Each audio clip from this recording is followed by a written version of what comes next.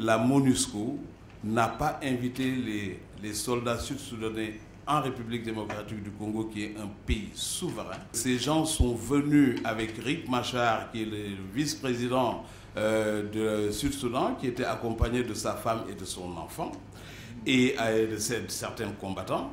Et donc, ces gens sont arrivés en République démocratique du Congo de manière inopinée.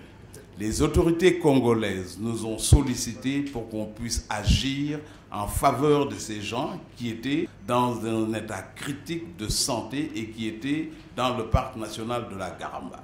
Donc voilà les faits.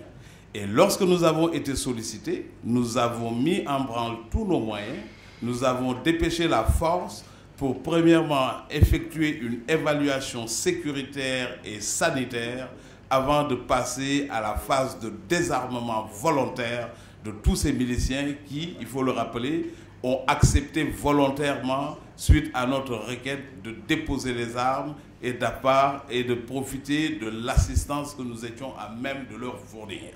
Voilà ce que nous avons fait.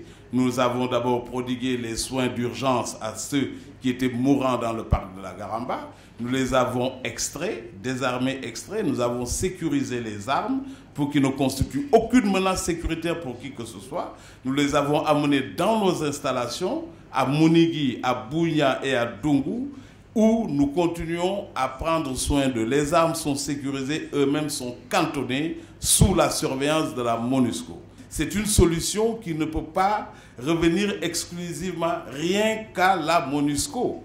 Je sais que vous conviendrez avec moi que ça doit être des efforts communs, des efforts collectifs, parce que c'est justement dans cet esprit que nous sommes intervenus. Suite à la requête des autorités gouvernementales, nous sommes allés au-devant pour régler ce problème et jusqu'à présent, nous continuons à assumer nos responsabilités dans nos bases avec ces rebelles soudanais. Le ministre de la Défense, accompagné d'une délégation et avec la délégation de la MONUSCO, nous avons fait une évaluation systématique lors d'une visite qui a duré du 20 au 22 septembre, donc à peu près il y a moins de 10 jours ou 12 jours maximum. Nous avons effectué cette visite ensemble pour évaluer la situation de ces Sud-Soudanais. Une chose est évidente, ils doivent partir de la République démocratique du Congo, ça tout le monde le sait.